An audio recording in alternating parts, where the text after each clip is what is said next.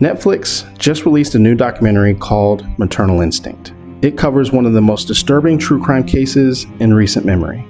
On October 9th, 2020, inside her own home in New Boston, Texas, 21-year-old Reagan Simmons Hancock was murdered. She was 35 weeks pregnant. The person who killed her was someone she knew, someone who had taken her engagement photos, someone she let in her house that morning. Taylor Parker beat Reagan, stabbed her, then cut her unborn daughter Braxlyn Sage Hancock from her womb. She then drove towards Oklahoma, covered in blood, holding Braxlyn and claiming to a Texas state trooper that she had just given birth on the side of the road.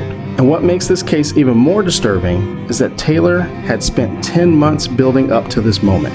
Fake ultrasounds, a gender reveal party, 10 months of convincing her boyfriend and everyone around her that a baby was coming, when in reality, having a baby for her was impossible because Taylor previously had a hysterectomy. On the morning of the murder, she researched how to deliver a premature infant. Today, we're going to go beyond what Netflix showed you, because the body cam footage and the interrogation recordings show you something the documentary can't. Welcome to Criminal Motives. My name is Matthew Phifer. I'm a therapist who gives my thoughts and reactions to different events that are happening in true crime. If this is the type of content that you enjoy, be sure to like, share, subscribe, turn on notifications so you don't miss anything. And with all that being said, let's watch this next video together, and I'll give you my thoughts and reactions after. Before we continue, I want to give a massive trigger warning to those who may have lost a child, who may struggle to have a baby. Some of the content in this video might be difficult for you to watch or listen to. We're also going to talk a lot about manipulation, gaslighting, and betrayal trauma. If you're dealing with someone who might be exhibiting some of these traits that might be manipulative, that might be somewhat of a gaslighter, and you're trying to figure out what that looks like and how to deal with it, I have a couple of guides available for you under the guides and resource section in the description box down below. I'm confident that after going through the guides and picking up some of the recommended books, that you'll figure out what's going on. With all that being said, let's get into this video. I found a woman this morning on the side of the road, and her baby had been removed from her body, and then you show up with a baby. On October 9th, 2020, 21-year-old Reagan Simmons Hancock was found brutally murdered in the small town of New Boston, Texas. But what made this case even more disturbing was the tragic fact that her unborn child had been ripped from her womb.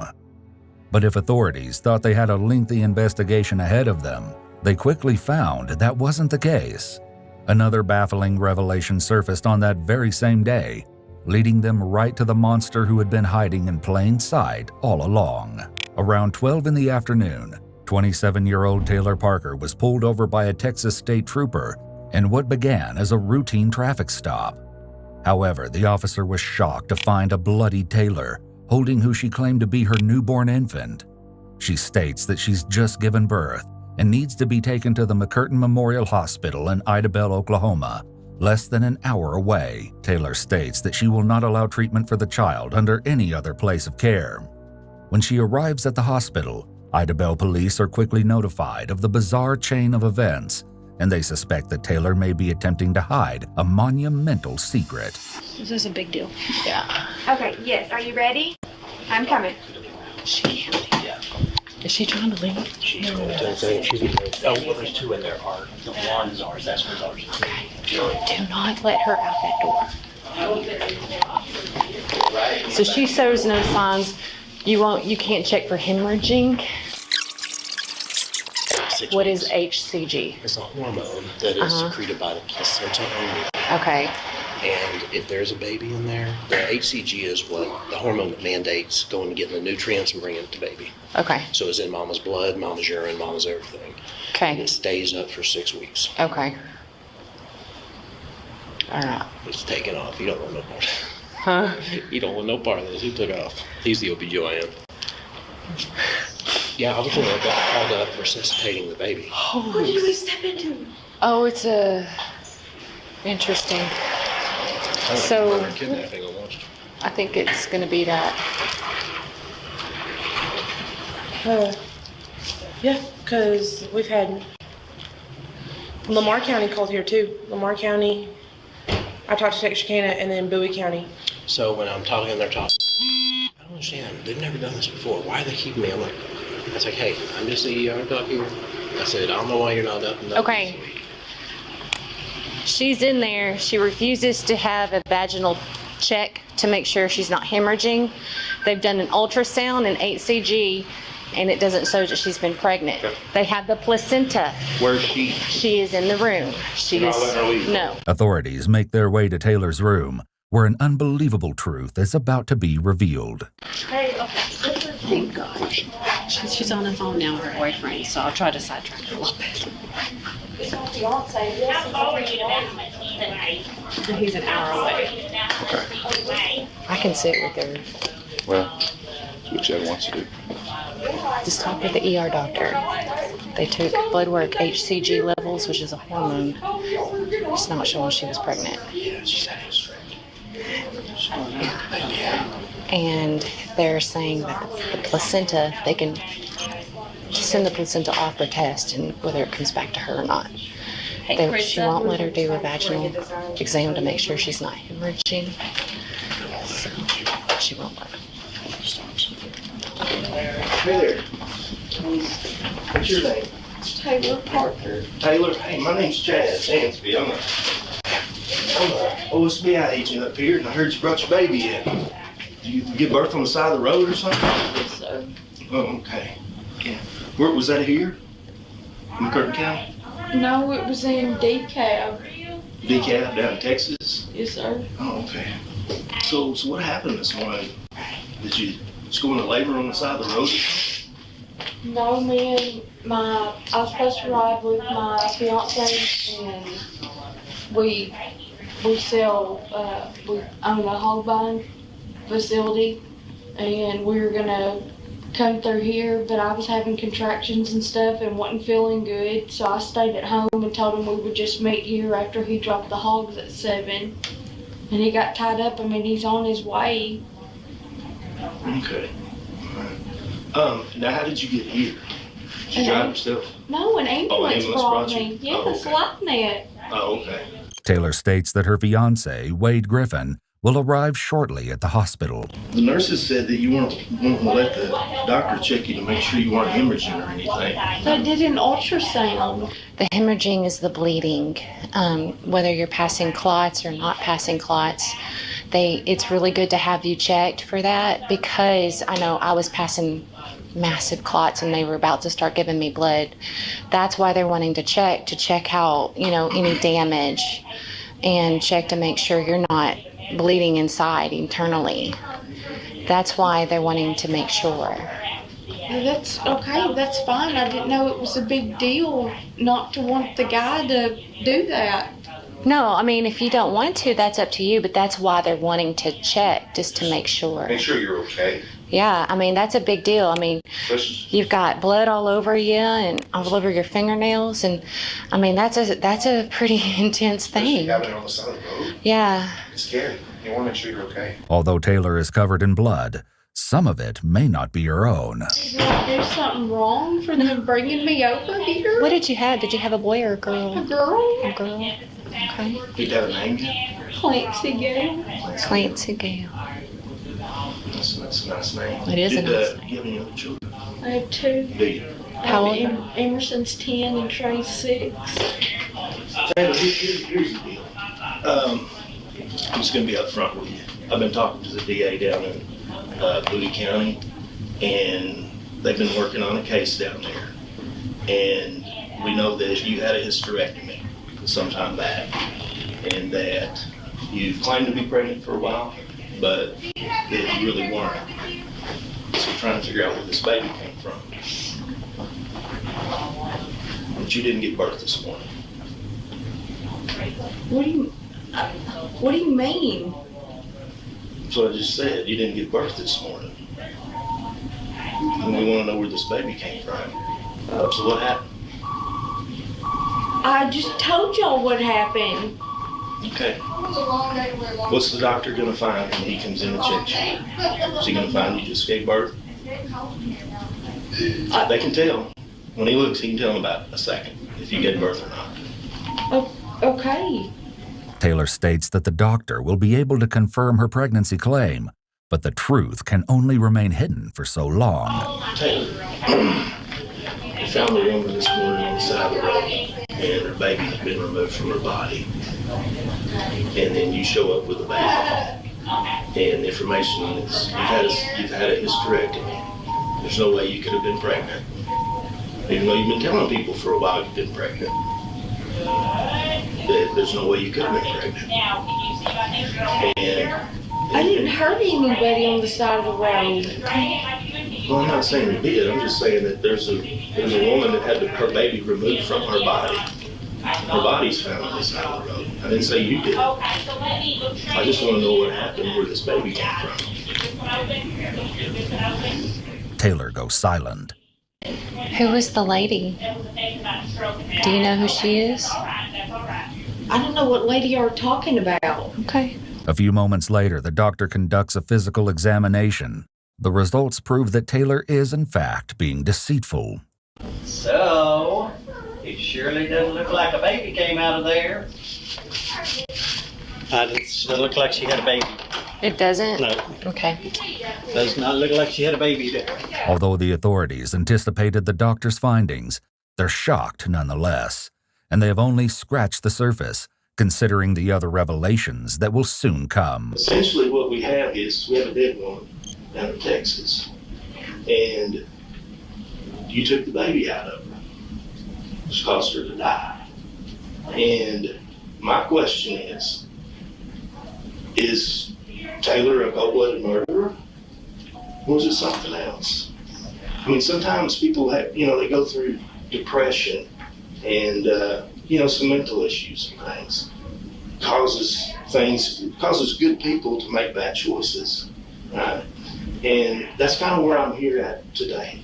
I knew that doctor wasn't going to find anything.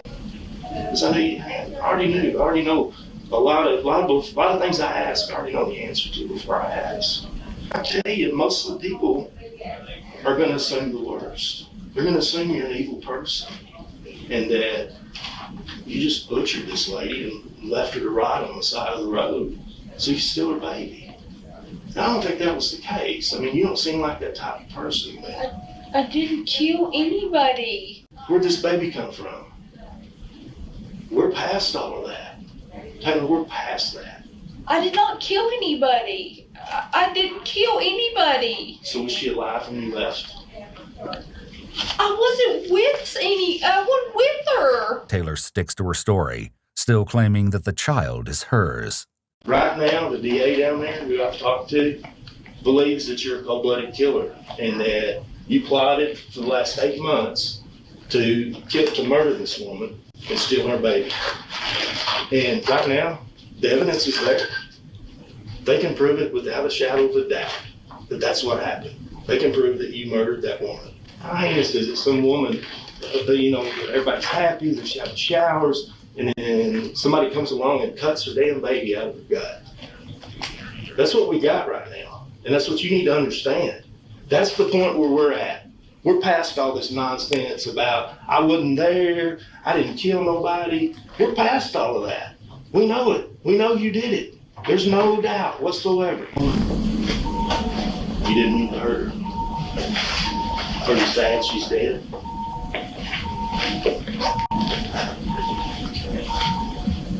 Is it the deal you just wanted a baby so bad that it just kind of overpowered your brain and everything? My head's been hurting. Your head's been hurting. I had a stroke in 2015. According to Reagan's husband, Homer Hancock, Taylor had taken the couple's engagement and wedding photos, but she and Reagan didn't share a close relationship. However, Taylor claims that the 21-year-old mother told her to come over that day to apparently use her shower, since Taylor's water was supposedly off. So what happened? You go over to her house and what happened there? I remember pulling up. Did she say something to you to make you mad or something? Or what happened? She grabbed a hold of me and told me that I was a liar. Did you try to fight back?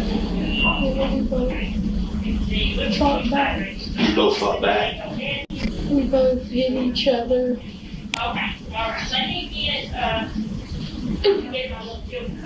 And she hit her head on the table. She hit her head on the table. Okay. That's okay. Hey, that stuff happens sometimes, you know? I didn't move her. You didn't move her. Okay. So she was still in her house? Okay. She, when she hit her head, did you think she died and you were just trying to save the baby? Yeah. And I really wanted the baby. I understand that. That's okay. Well, and that shows what a good person you are. Away from me. So you tried to save the baby. So did you I guess you got the baby out of it. Did you do like a C-section on it? You don't remember. So how did you go from her laying there with her head hit to you having the baby in your hand? Just remember trying to save the baby. Taylor is asked if anyone else was present at the home during this time, to which she states that it was just she and Reagan. However, this would be blatantly untrue, as Reagan's 3-year-old daughter was inside of the house when her mother's life was tragically taken away. Did you take anything over there with you? I mean, some people carry knives, especially up here, but did you have a knife or a razor blade or anything like that? No, there's a knife in my purse right there. In actuality, Taylor had 3 knives in her possession, all of which were found in her purse. Were you inside her house or outside her house? We started outside, then we were inside Fighting? Okay. Arguing? Okay. And what, were you inside the house or outside the house when you actually, when it turned physical? She hit you or you hit her? She hit me outside. She hit you outside? Okay. Did she run back into the house or something? Did you go in after her or what happened then? She hit you outside and what happened? I hit her.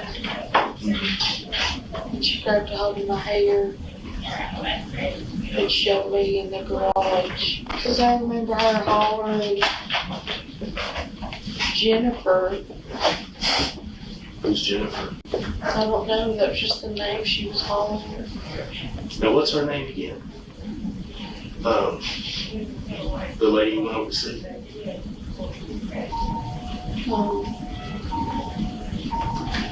Taylor cannot seem to answer the question and quickly changes the subject, voicing that her fiancé had nothing to do with her violent deed.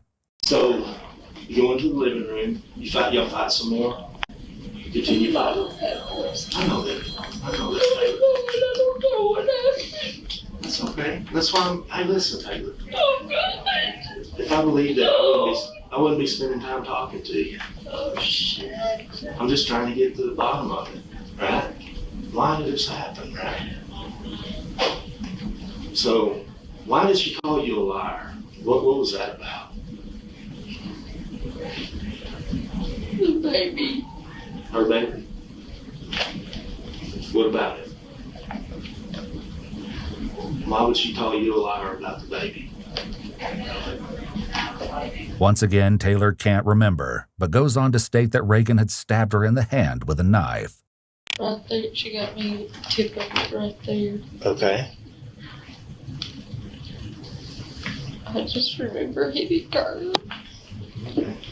But she had a knife, though. Okay. Yeah, but I don't know why she grabbed it. I don't know why I would ever hurt her. But it's not. Because I've never hurt anybody. Well, I can believe that.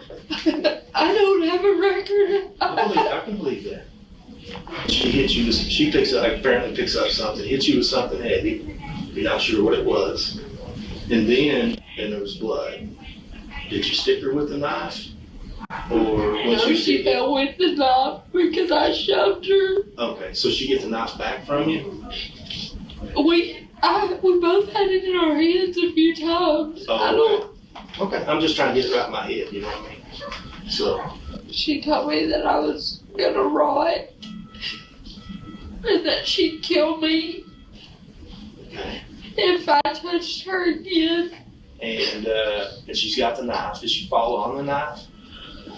Is that what you believe, or is that what you know, or you don't know? She had to because I didn't. You didn't stab her? I didn't stab her. Okay, that's fine. So afterwards, did it look like she'd been, like the knife had hit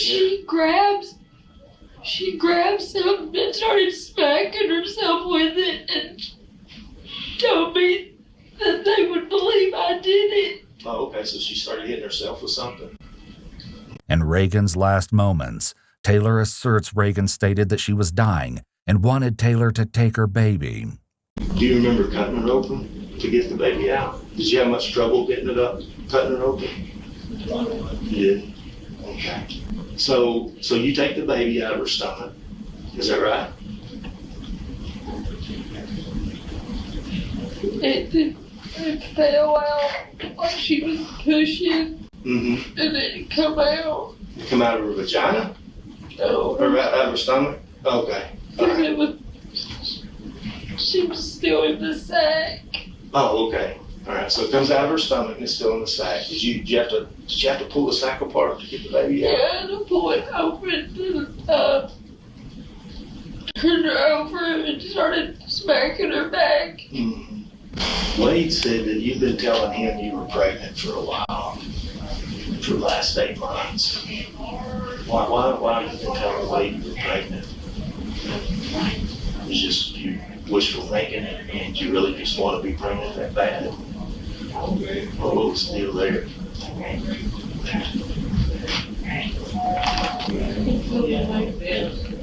You feel movement? Made you think you were pregnant? Something's wrong with me. In another shocking turn of events, authorities have learned that Taylor was faking her pregnancy for the last 8 months, even going so far as to fake ultrasounds and throwing a gender reveal party. But there was still more to uncover in this gruesome investigation. I don't know why I did it. I don't know what's wrong with me. Because I've never been a bad person. I don't think you are. Inevitably, Taylor is placed under arrest and taken to the Idabel City Jail.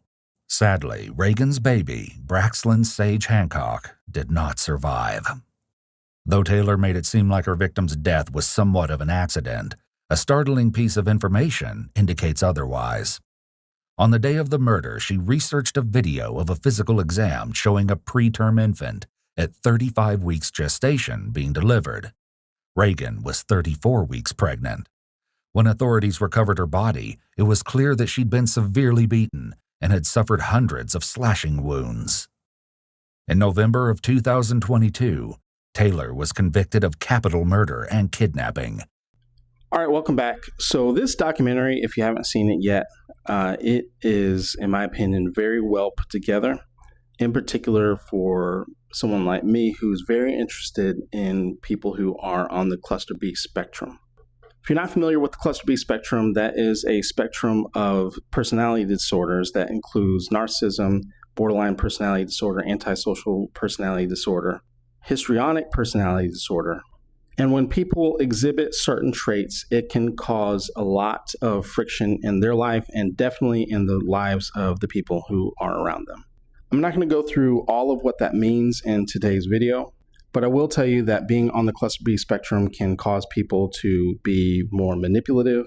Sometimes their behaviors can cause harm to themselves or to others around them. And I don't want to demonize anyone who is on the cluster B spectrum because they are real actual diagnoses and real actual disorders. However, when untreated, they can be very problematic. And I said all that to say that Taylor's behavior aligns with someone that is somewhere on the cluster B spectrum very well. And when we go back to the video that we just watched, you can hear a lot of the gaslighting. If you have already seen the documentary or if you're familiar with the story, you know that Reagan was killed inside of her home. This is just one example of the gaslighting that I'm talking about, that I'm about to tell you here right now. If you go back to the video where she was being interrogated and the police officer the detective was asking her about killing Reagan, I actually wrote this quote down in my notes because it was very, very subtle. And that's the problem. That's the difficulty with gaslighting, is at times it can be very, very subtle. And if you're not picking up on some of the nuance pieces of what someone is saying when they're gaslighting, you might miss it. And so in this situation, Taylor told the detective, "I did not kill her on the side of the road." And that's a very little subtle but major tweak to what she was saying and to the way that she was answering his question. And this is the struggle that a lot of people have with someone that might be gaslighting them in their own personal life, is that there's an assumption that all gaslighting are lies, and that's not true. What Taylor actually said was true. She did not kill Reagan on the side of the road. But at the same time, this is not a completely honest statement. And for people who might be dealing with other levels of betrayal trauma where someone might be cheating and they are also a manipulative gaslighter, you might find them saying something like this, like, "I didn't cheat with you while I was in Mexico." Meanwhile, they know that they've had an ongoing affair. They just didn't do anything while they were in Mexico or something along those lines. So there's subtle forms of manipulation and lies, but there's truth, elements of truth sprinkled in, and enough truth that it allows for them to kind of skate into skirt by. Now, obviously, in this situation, Taylor did not get away with this, but I thought that was a very interesting twist into the way that she was gaslighting and trying to manipulate this situation. The other thing, especially if you have watched the documentary, you know that there are some elements of Munchausen's in this scenario as well, where she is using different diagnoses, different illnesses, including the pregnancy, as a way to get attention, number one, but also in a way to get around different levels of accountability. So this pregnancy is obviously the forefront of some of the things that Taylor has done, but this is not the first time that Taylor has faked an illness. And no, pregnancy is not an illness, but I'm going somewhere with this. In Taylor's past, she had also faked cancer. She faked multiple sclerosis. She faked a stroke. But what I don't think that a lot of people, or what people may not have picked up on, is when she faked a lot of these situations. Quite often, it was on the heels of Taylor being caught in another lie. So this pregnancy situation came at the heels of her being caught in this whole financial real estate scheme, where she was about to buy a $4 million property, and when they found out that she didn't have the resources, that all of her referrals were made up, and that she wasn't getting this inheritance that she promised, all of a sudden, here she is pregnant. And not only pregnant, but also simultaneously being attacked by her mom. And the attack by her mom was also a lie as well. Because something that is not talked about often enough when we talk about manipulation and when we talk about abuse and gaslighting is that oftentimes someone playing or claiming to be a victim becomes a very well-crafted story into allowing for people to let down their guard and for the manipulative person to regain access, regain control, and to skirt past different levels of accountability. And Taylor did this multiple times throughout the process of the documentary. And it's also difficult because there were people that questioned Taylor that knew that this was a lie. But the problem when someone is exhibiting this type of behavior, I want you to think about it. If you think that someone is faking something like cancer, are you going to be the one that calls it out? Are you going to say to everyone who does believe it, I think this is fake cancer, and risk your own reputation and risk people coming after you for being callous and being cold towards a potential cancer patient? So this oftentimes puts the person who is faking this diagnosis in a position of power that if they are questioned on anything, now all of a sudden they are pointing the finger back at you, saying things that you're just coming after them, that you, so in the situation where she's faking this pregnancy, you're just jealous, which then brings me to my next point. So her boyfriend or fiance, I forgot if they were engaged or not, Wade, which is one of the victims in this situation, and who I would consider the target. So oftentimes there is a or sometimes multiple different targets when someone is exhibiting this level of manipulation and this level of gaslighting and abuse. So Wade's mom and people around him started to call out the behavior, and she being Taylor, started to say that Wade's mom was jealous. Wade's mom is crazy, that her own mom is crazy. And what ends up happening through this process is that people, especially if they are on the cluster B spectrum, especially if they're abusive and manipulative like this, they begin to isolate their target. And this is a way for them to exhibit even more control and exhibit even more abusive and manipulative behavior towards that person, because now this person doesn't have any outside resources to help them out, to call out or recognize bad behavior or to say anything to that person.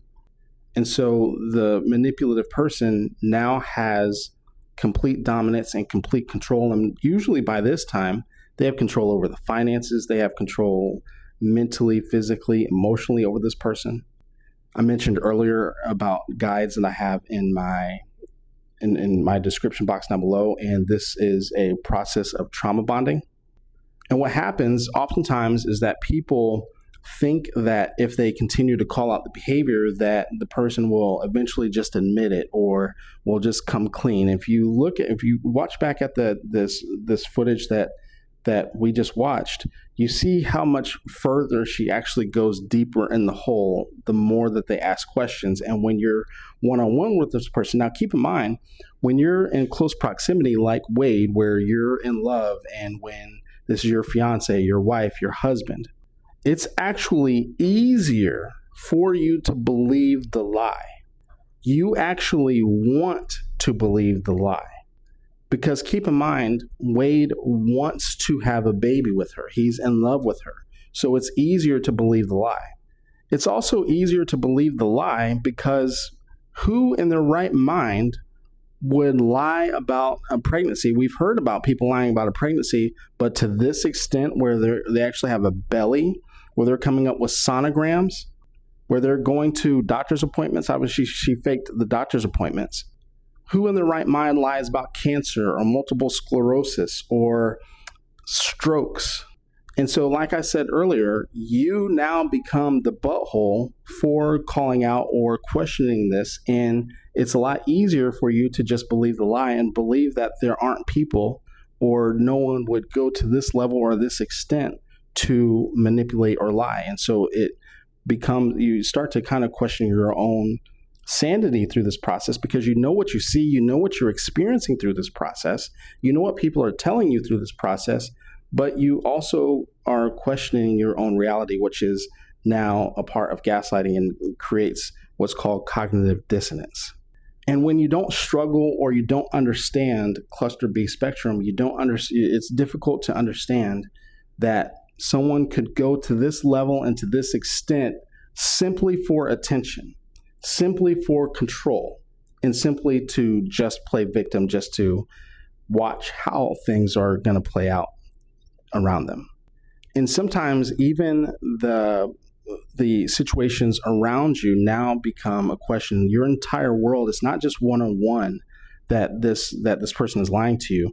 Think about, if you haven't seen the documentary, if you can tolerate it, if you can stomach it, I definitely encourage for you to watch, because the lies that Taylor was coming up with were very sophisticated.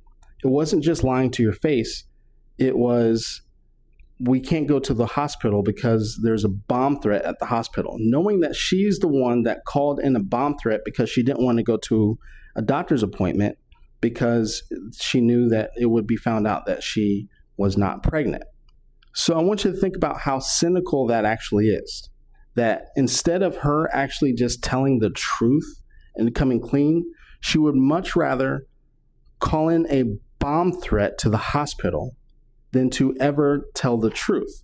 And so it becomes a situation, people who I've worked with who after the fact are trying to heal and recover, it feels like everything is lying, because now literally the doctor's office is telling you we have to cancel this appointment, but you don't even realize that it was your own spouse or significant other that created this entire scenario that put so many other people and inconvenienced so many other people just to keep up with the lie. We had situations of her texting other people from other people's phone numbers. Her fiance, Wade, drove, I don't know how far, several hours. It was several hours. I think they said 4 hours away to sell or pick up some hogs, or they were farmers if you haven't watched the documentary yet, to do a transaction with some hogs, hooked his trailer up, put the hogs on, or was going to go pick them up. And by the time he got there, the person was like, I didn't text you. And Wade showed them text messages that they had sent. And these type of things happen frequently. Now, obviously, this situation and this documentary is pretty extreme, but this type of thing happens to people every single day. When we're talking about people who lie to get away with cheating, people who are on the cluster B spectrum, who are lying just to lie, just to see how things play out, just to have control, and because they like to see and watch the drama play out. And again, it's very difficult when you're the one that is close in proximity to some of these situations, but a lot of the subtleties that someone might say illuminate and point out some of the things that they do. And oftentimes you'll pick it up. And one of the things that Wade picked up on, he mentioned this in the documentary, was that Taylor said to him one time, I'm going to bring a kid home, right? Not I'm going to go have birth. And this goes back to what I was talking about earlier, where she said, I didn't kill her on the side of the road, right? She didn't say, I'm going to go have a baby. She said, I'm going to bring a kid home, right? Very, very different, very, very subtle, but a very powerful statement, and that not only leaves seeds of doubt, but also allows for Taylor to continue to manipulate. But I'm glad that Wade picked up on that, because eventually, and hopefully, him and everyone around in the situation, went to therapy, because little things like that will help with the healing process. But what do you think? Did you watch the documentary? Let me know your thoughts in the comments below. Thank you very much for watching. If you enjoy this type of content, be sure to like, share, subscribe, turn on notifications so you don't miss anything. With all that being said, I will see you in the next video. You guys have a good one.